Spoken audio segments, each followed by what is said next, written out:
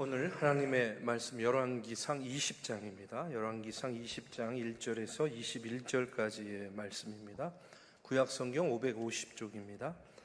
열왕기상 20장 1절에서 21절의 말씀 교독으로 봉독하겠습니다.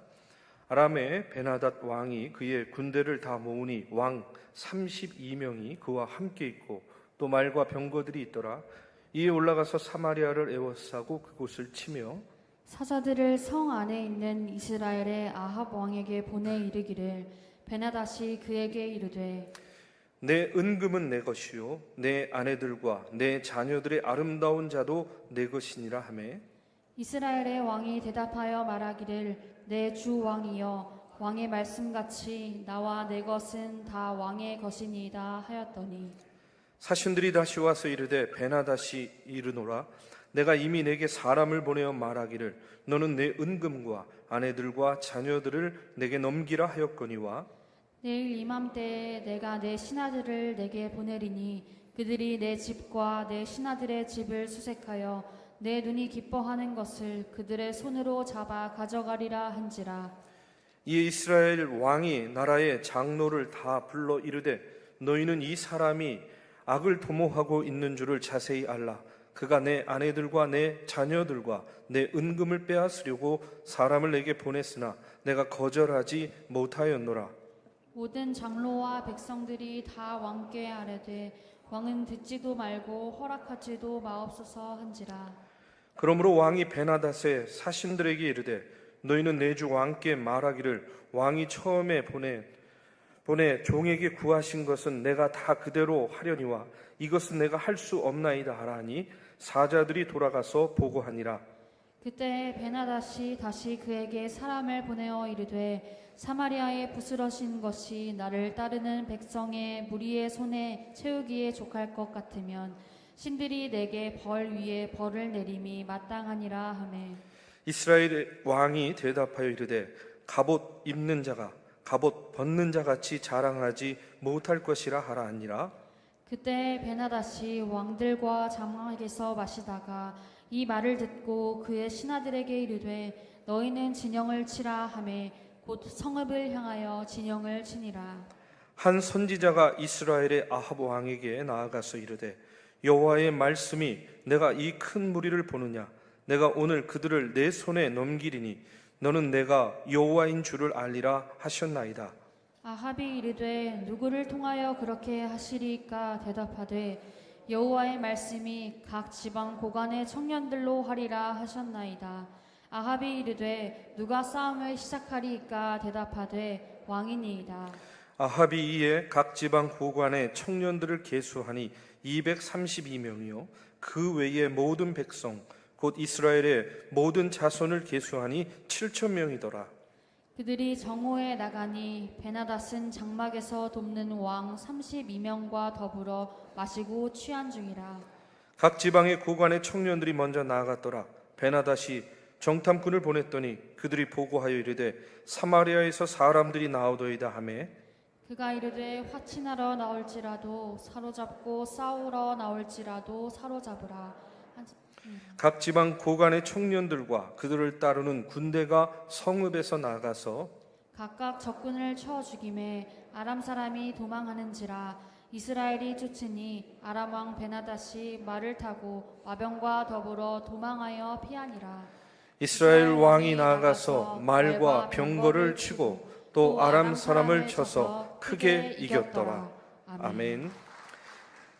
앞서도 말씀드렸지만 많은 비로 인해서 곳곳에서 피해가 속출하고 있습니다. 무엇보다 안타까운 것은 비로 인해서 여러 가지 사건 사고들이 생기고요. 또 그 가운데에 아까운 그런 목숨을 잃는 일들이 계속 벌어지고 있는 것이죠. 사랑하는 가족을 잃은 그 가족들은 얼마나 마음이 아프겠습니까? 그렇죠? 아마 우리가 이루 헤아릴 수 없는 그런 고통일 거라고 생각이 됩니다. 지금 내가 안전하다고 우리가 다행이다 하고 그저 안도의 시간을 보낼 것이 아니라 언제나 우리 주변에는 예기치 못한 사건 사고로 인해서 어려움과 고통 가운데 있는 이웃들이 있다 하는 사실을 우리가 늘 잊지 않고요.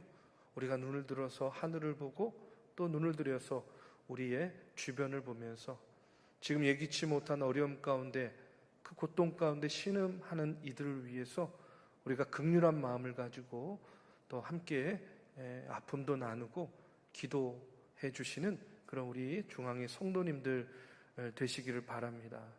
특별히 우리 교인들 중에도요, 혹시 여러분들 비로 인해서 또 여러 가지 어려움 당하고 있는 성도들의 얘기를 들으시면요, 꼭 먼저 교회에 또 알려주시면 좋겠습니다.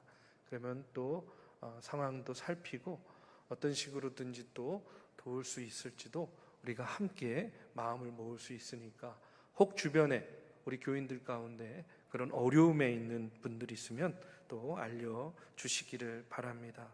늘 언제나 주님의 보호하심과 또 돌보심과 이끄심 가운데에 이 어수선한 생활 가운데서도 이 어수선한 상황 가운데서도 여러분 주님의 날개 그늘 아래 거하면서 평안과 안위를 누리시기를 이 시간 먼저 주님의 이름으로 축복합니다. 계속해서 지금 이제 열왕기 상의 말씀을 나눕니다. 오늘 20장이에요. 하나님이 주신 승리라는 제목으로 말씀을 나눕니다. 우리가 앞선 말씀에서도 살펴봤지만 이스라엘 역사상 가장 악한 왕 중에 한 명 꼽으라면 아합이었습니다. 엘리야의 기적의 그 역사를 보면서도 그가요 하나님 앞에 회개하지 못합니다. 그런 그에게 오늘 말씀에 보면 다시 한번 엄청난 위기가 찾아오게 되는데 그 위기가 뭐냐면 이스라엘의 적국인 아람 왕 베나닷이요 이제 많은 군사를 이끌고 이스라엘을 침공해 오는 그런 이야기입니다. 아람 왕 베나닷의 침략 전쟁이 일어나게 되는데 자신의 영향력 아래에 있는 32개 나라의 왕들을 다 불러 모아가지고요 우리 식으로 말하면 연합군이죠. 연합군을 만들어서 엄청난 숫자로 이스라엘을 지금 쳐들어오고 있습니다. 1절에 보니까 아람의 베나닷 왕이 그의 군대를 다 모으니 왕 32명이 그와 함께 있고 또 말과 병거들이 있더라. 이에 올라가서 사마리아를 에워싸고 그것을 치며 이렇게 나오고 있어요. 연합군의 숫자도 숫자지만요 오늘 이 말씀에 보면 그들이 말과 병거를 가지고 있다 이렇게 나오고 있어요. 이 당시에 말과 병거를 가지고 있다라는 것은 우리 식으로 말하면 최첨단 무기를 가지고 있다 하는 그런 뜻입니다. 그러니까 숫자도 많았고요 전력도요 아주 최고의 전력을 가지고 지금 이스라엘을 치고 있는 거예요. 그리고 한쪽에서는 또 그렇게 공격을 하면서 오늘 말씀해 보니까 다른 한쪽으로는요 사자를 보냈습니다. 그러면서 아합 왕을 협박하는데 3절에 보니까 내 은금은 내 것이고 내 아내들과 내 자녀들의 아름다운 자도 내 것이라 이렇게 이야기를 해요. 여러분 이것이 얼마나 오만한 얘기냐 하면요 지금 전쟁이 끝난 게 아닙니다. 전쟁이 끝난 게 아니라 전쟁을 하는 중이에요. 그런데 마치 전쟁이 끝나고 이 아람 왕 베나닷이 자신들이 승리한 것처럼 이스라엘 왕의 모든 재산과 처자식이 자기 것이다 이렇게 말하고 있는 거예요. 말은 말인데 말이 안 되는 말을 지금 이 베나닷이 하고 있는 겁니다. 그런데 더 황당한 것은 뭐냐면 이런 이야기를 듣고 있는 이스라엘 왕 아합의 태도예요. 이 아합은 이 베나닷의 이 오만하고 무례한 그런 이야기를 들으면서도 아주 비굴한 그런 모습으로 그에게 응대하는 것을 보게 돼요. 4절에 보니까 이스라엘의 왕이 대답하여 말하기를 내 주 왕이여 왕의 말씀같이 나와 내 것은 다 왕의 것이니이다 하고 이렇게 응대를 합니다.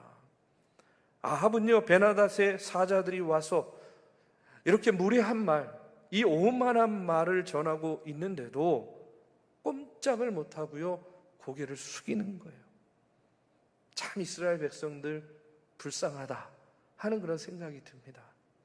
왕이라는 사람이 이렇게 비굴하잖아요. 그렇죠? 그러니 백성이요 누굴 믿고 따르겠습니까? 그런데 문제는 왕의 이와 같은 굴욕적인 모습을 본 베나닷의 이 협박이요 여기에서 멈추는 것이 아니에요. 오히려 더 한 단계 더 나갑니다. 5절에서 6절에 보니까 사신들이 다시 와서 이르되 베나닷이 이르노라 내가 이미 내게 사람을 보내어 말하기를 너는 내 은금과 아내들과 자녀들을 내게 넘기라 하였거니와 내일 이맘때에 내가 내 신하들을 내게 보내리니 그들이 내 집과 내 신하들의 집을 수색하여 내 눈이 기뻐하는 것을 그들의 손으로 잡아 가져가리라 한지라 하고 이렇게 이야기해요. 아직 싸움도 하지 않았는데 자기 사람들을 사마리아 성 안으로 들여보내서 보물들과 여인들 손에 잡히는 마음에 드는 것들을 내가 취하여 가지고 가겠다라고 이렇게 통보를 하고 있는 거예요.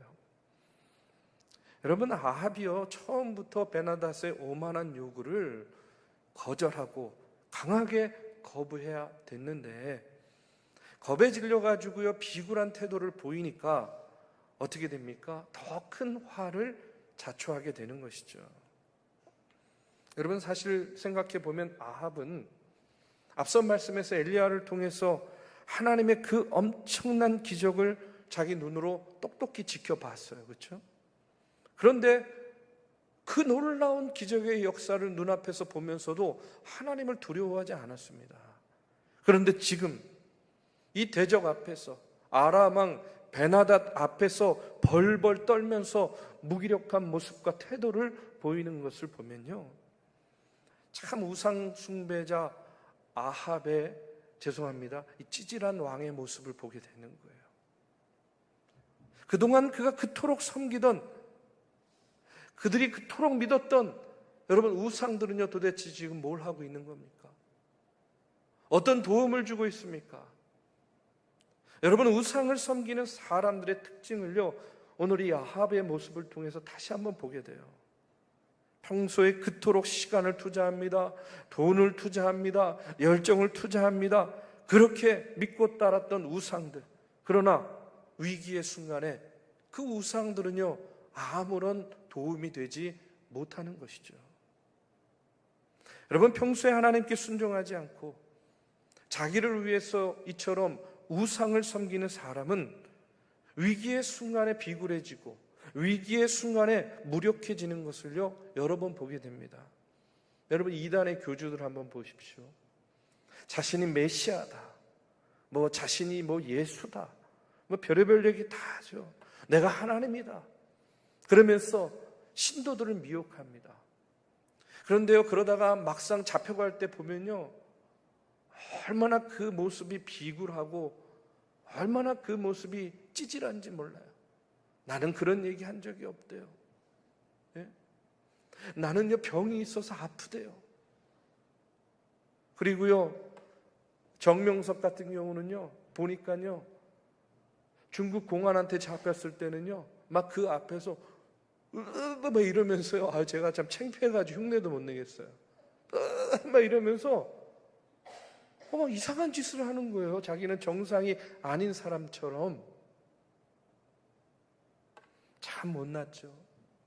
참 찌질하고 참 비굴하죠.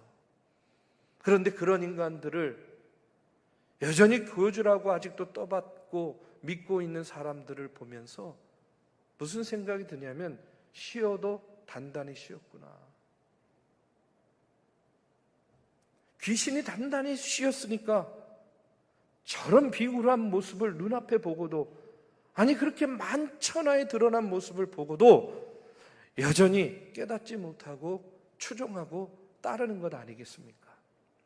어쨌든 이처럼 비굴한 왕 아합이었지만 이제 베나닷의 두 번째 요구는 너무나 지나치다고 느꼈는지 선뜻 대답하지 않고 오늘 말씀에 보면 나라의 장로들을 모아서 의견을 묻습니다. 신하들은요 왕에게 강경하게 대응할 것을 주문합니다. 8절에 보니까 모든 장로와 백성들이 다 왕께 아뢰되 왕은 듣지도 말고 허락하지도 마옵소서 이렇게 이야기해요.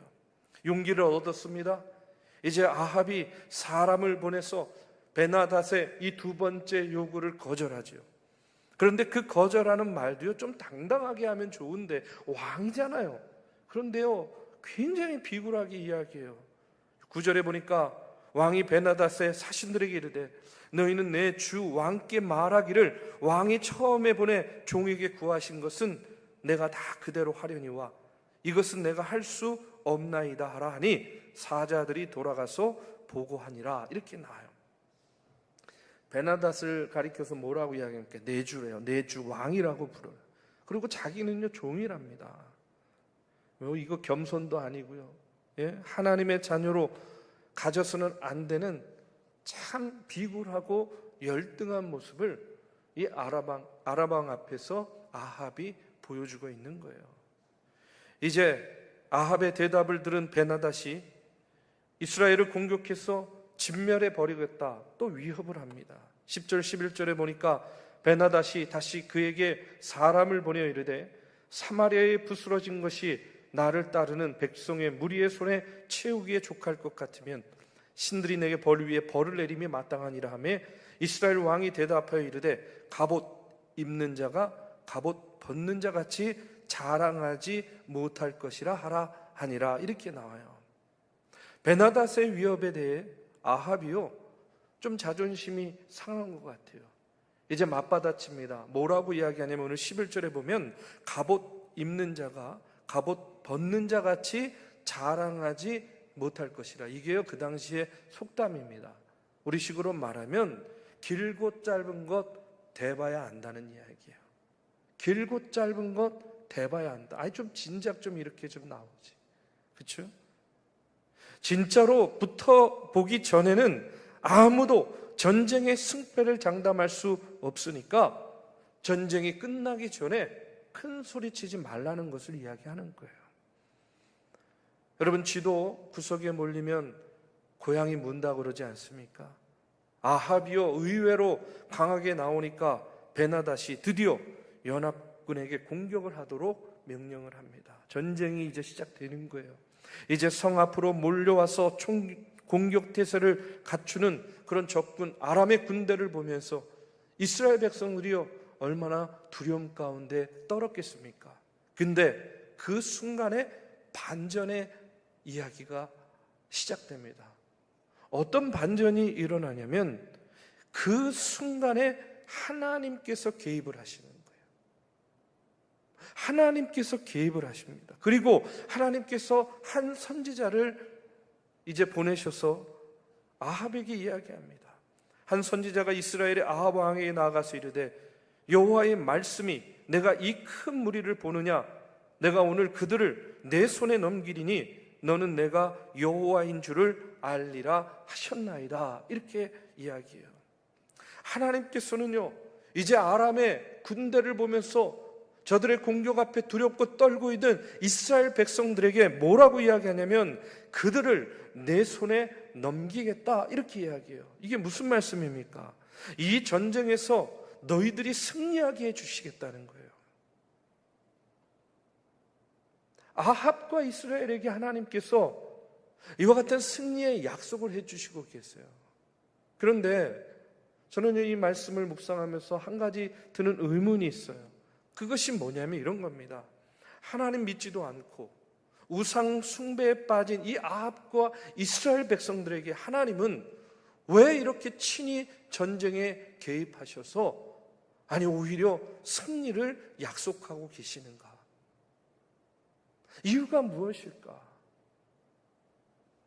아니 우상을 섬기는 아합과 이스라엘 백성들을 오히려 아람 군대의 손을 사용하셔서 그들을 벌하시고 심판하시는 것이 맞지 않겠는가?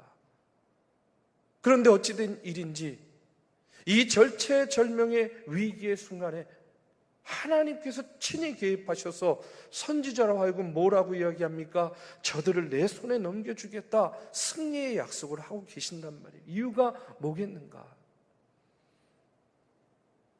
하나님이 저에게 주시는 깨달음은요 그들에게 기회를 주시기 위함이었다는 겁니다. 어떤 기회냐? 그들로 하여금 다시 돌이킬 수 있는 기회를 주시기 위해서. 하나님께서는요, 언제나 당신의 자녀들이 돌이킬 수 있는 기회를 주시는 하나님이시다 하는 사실을 오늘 이 말씀을 통해서 다시 한번 깨닫게 됩니다. 기회를 주시기 위해서, 돌이킬 수 있는 기회를 주시기 위해서. 여러분, 하나님께 불순종했다가 다시 기회를 얻고 깨닫고 하나님 앞에 다시금 쓰임받은 성경의 인물들이 얼마나 많이 있습니까? 저는요, 그 중에 대표적인 사람 하나 꼽으라 그러면요, 요나를 꼽을 것 같아요. 요나의 이야기는 도덕적으로나 영적으로, 그리고 경제적으로 혹은 인간관계 속에서 결정적인 실패를 한, 그런 실패를 경험한 사람들에게 하나님께로 돌아오면, 하나님 앞에 바로 서면 다시 일어설 수 있는 인생의 기회를 잡을 수 있다 하는 사실을 우리에게 깨닫게 해주는 그런 말씀이라고 생각합니다. 욥기 33장 14절의 말씀에 보면 이런 말씀이 나와요. 하나님은 한 번 말씀하시고 다시 말씀하시되 사람은 관심이 없도다. 사람은 관심이 없도다라는 말은 주님께서 우리에게 말씀하실 때에 우리가 그 음성을 듣지 않고 또 듣고도 거절할 수 있다 하는 그런 이야기예요. 그럼에도 불구하고 하나님은요, 한 번 말씀하시고 어떻게 하신다고요? 또 말씀하신다는 거예요. 이유가 무엇이겠습니까? 하나님은요, 우리에게 기회를 주시는 거예요. 어떤 기회입니까? 돌이킬 수 있는 기회. 여러분, 한번 생각해 보십시오. 지금 아합과 이스라엘 백성들에게만 돌이킬 기회를 주시나요, 하나님이? 여러분, 요나에게만 하나님께서 돌이킬 수 있는 기회를 주셨나요? 아닙니다. 저는 오늘 말씀을 준비하면서 다시 한번 깨닫는 것은 뭐냐면, 저나 여러분이나 여러분 매일매일의 삶 속에서 하나님은 우리에게 돌이킬 수 있는 기회를 주고 계시다는 사실이에요. 우리가 이 사실을 분명히 깨달아 알아야 됩니다. 만약에 하나님께서 우리에게 돌이키고 회개할 기회를 매일매일 주시지 않았다고 한다면 우리 중에 누가 매일매일의 삶 속에서 알고 또 모르고 짓는 그 죄와 불순종 가운데에서도 여전히 하나님의 자녀된 삶을 살 수 있는 이가 여러분 과연 누가 있겠습니까? 하나님께서 매일매일의 삶 속에서 우리에게 돌이킬 수 있는 기회를 주셨기 때문에 우리는 그 많은 반복되는 죄와 불순종 속에서도 여전히 하나님의 자녀된 삶을 오늘 내가 여전히 살고 있다 하는 사실을 우리가 다시 한번 분명히 깨달아야 될 줄로 믿습니다. 우리 사랑하는 믿음의 성도 여러분, 하나님은 다시 말씀하시는 하나님이십니다. 하나님은 다시 기회를 주시는 하나님이세요. 마찬가지로 하나님께서 우상 숭배에 빠진 아합과 이스라엘 백성들에게 이 기회를 통해서 여러분 뭘 깨닫기를 원하시는 걸까요? 뭘 깨달을 기회를 주시는 걸까요? 너희들이 섬기는 저 우상이 아니라 나 여호와 하나님만이 살아있는 참 신이다 하는 사실을 그들에게 준 기회를 통해서 깨닫기를 원하시는 그런 하나님 아니시겠습니까? 엘리야를 통해서 분명히 보여주셨음에도 회개하지 않았어요. 그들에게 또 한 번의 기회를 줍니다. 다만 하나님은 종종 채찍과 징계를 통해서도 우리에게 깨달을 수 있는 기회를 주지만 오늘 말씀에 나오는 아합과 같이요, 뿌리고 심지도 않았는데 뜻하지 않은 그런 축복을 경험하면서 그들로 하여금 깨닫게 하는 기회를 주신다. 여러분, 이것이 하나님의 놀라운 은혜 아니겠어요? 저 오늘 말씀을 준비하면서 하나님, 인간적인 마음으로 그런 생각했어요. 꼭 늘 뿌리고 심어야만 이런 축복을 주시는 것이 아니라 때로는 이렇게 아합과 같이 뿌리지도 않고 심지도 않았는데 이렇게 그냥 하나님께서 뜻밖의, 뜻하지 않은 축복과 성공도 허락해 주시면 참 감사하겠습니다 하는 그런 마음도 들더라고요. 여러분, 중요한 것은 뭐냐면 하나님께서는요, 종종 보면 이렇게 아합과 같이 자격이 없는데도 불구하고 은혜로 세워주시는 경우를 보게 돼요. 은혜 받을 자격이 없는데도 불구하고 그에게 기회를 주시고 돌이킬 수 있는 기회를 주시고 은혜를 깨달을 수 있는 기회를 주시는 그 하나님의 놀라우신 은혜와 섭리를 우리가 경험하게 된다는 겁니다. 순종하는 것도 아니고 선한 일을 하는 것도 아닌데 하나님께서는 그렇게 받을 자격이 없는 사람들에게조차도 당신의 영광의 복을 주시는 하나님이시다 하는 사실을 다시 한번 깨닫게 됩니다. 그런데 중요한 건 뭐냐면 여러분, 하나님께 순종해서 축복을 받던, 하나님께 죄와 불순종을 저질렀는데도 불구하고 하나님의 긍휼하신 은혜를 통해서 성공의 경험을 하던, 중요한 것은 뭐냐면 하나님께서 그와 같은 은혜를 베푸시는 이유는 뭐냐면 당신에게 돌아오게 하기 위함이라는 거예요. 당신과 동행하게 하기 위함이라는 거예요. 돌이켜 회개하고 하나님의 은혜 가운데 하나님에게 돌아오게 하기 위해서 하나님께서는 그와 같은 은혜와 긍휼을 베풀어 주신다 하는 사실을 우리가 분명히 깨달아야 돼요. 그래서 어떨 때는요, 내가 뿌리고 심은 것이 없는데 내가 축복을 받는 그런 경험이 있다고 한다면요, 교만하면 안 됩니다. 오만해지면 안 되는 거예요. 그것이 하나님께서 나에게 주시는 한량없으신 은혜구나 생각하면서요, 다시 한번 하나님께 감사와 영광을 돌려야 돼요. 그렇지 않으면요, 금방 우리는요, 우리의 죄와 불순종으로 인해서 어디에 빠지게 되냐면 심판에 거하게 되는 거예요. 내 능력보다 더 큰 성공을 맛볼 때에, 내가 노력한 것 이상의 열매를 거뒀을 때에, 그렇기 때문에 자만하거나 착각하지 말고 그 순간이 하나님께 겸손하게 돌아와야 될 순간임을 깨닫는 것이 오늘 저와 여러분이 하나님께 구해야 될 그와 같은 지혜인 줄로 믿습니다. 이제 하나님께서 우리가 겸손하게 하나님 앞에 돌아와 서면요, 하나님께서 싸워주세요. 그리고 하나님께서 이기게 해주십니다. 이 전쟁이요, 어떻게 끝납니까? 오늘 말씀에 보면 아합 왕이요, 선지자가 일러준 대로 젊은 청년 병사 232명을 선봉에 내세우고 전쟁에 나섭니다. 이스라엘 군사의 숫자를 다 더해봤자 7천여 명밖에 되지 않아요. 굉장히 적은 숫자죠. 아람 왕 베나닷이요, 방심했습니다. 그래서 오늘 말씀에 보니까 16절에 보니까요, 그들이 정오에 나가니 베나닷은 장막에서 돕는 왕 32명과 더불어 마시고 취한 중이라, 이렇게 나오고 있어요. 야, 저들 다 세봤자 7,000명밖에 안 돼. 그리고 맨 앞에 선봉에 선 이들 보니까 경험도 없는 청년들 200여 명이 앞에 서 있어. 그리고 왜 방심하는 거죠?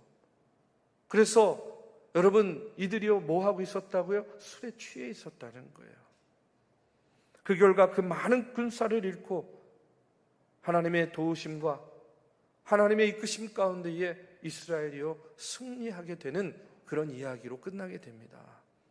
오늘 본문을 통해서 다시 한번 깨닫게 되는 것은 뭐냐면, 여러분, 우리가 싸우는 영적 싸움은요, 숫자의 많고 적음의 문제가 아니라는 거예요.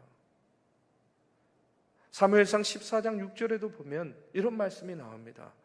여호와의 구원은 사람이 많고 적음에 달리지 아니하였다. 여러분, 믿으십니까? 영적 전쟁은요, 사람의 많고 적음이 중요한 것이 아니에요. 눈에 보이는 많고 적음이 중요한 것이 아니라 하나님이 함께하고 계시는가가 중요하다는 사실입니다. 물질이 아무리 많아도 여러분, 땅에 묻어두면 그 물질이 무슨 소용이 있겠습니까? 아무리 교인의 숫자가 많아도 구원에 확신이 없는 종교인들로만 가득 차 있다고 한다면 여러분, 그 공동체에서 어떤 역사가 일어나겠습니까? 아무리 환경이 좋아도 그 환경을 우리의 안위만을 위해서 사용한다면 어떻게 그 자리가 구원의 통로가 될 수 있겠냐는 거예요. 미국의 남북 전쟁이 한창이었을 때 에브라함 링컨 대통령의 참모 중 한 사람이 어느 날 링컨에게 와서 이렇게 질문했어요. 각하, 이 전쟁에서 하나님이 정말 우리 편에 계실까요? 그때 그의 참모에게 링컨이요, 이런 유명한 대답을 합니다. 하나님이 우리 편에 계신가, 그것을 고민하지 말게. 우리가 하나님 편에 있는가, 그것이 문제일세 하고 이렇게 이야기했대요. 여러분, 하나님께서는 언제나 우리 편 되주시는 줄로 믿습니다. 중요한 것은요, 내가 하나님 편에 서 있느냐가 중요한 거예요. 다시 한번 말씀드리지만 영적 싸움에서는요, 눈에 보이는 많고 적음이 문제가 아니에요. 하나님과 함께 하느냐, 내가 하나님 편에 서 있느냐가 우리 영적 싸움의 성패를 좌우한다 하는 사실을 우리가 반드시 기억해야만 됩니다. 오늘 말씀을 통해서 내 삶의 자리에서 벌어지는 영적 전쟁에서 여러분, 우리가 승리하기 위해서 하나님 편에 서서 하나님께서 주시는 승리를 맛보시는 그런 저와 여러분의 믿음의 삶, 신앙의 여정이 되시기를 주님의 이름으로 축복합니다.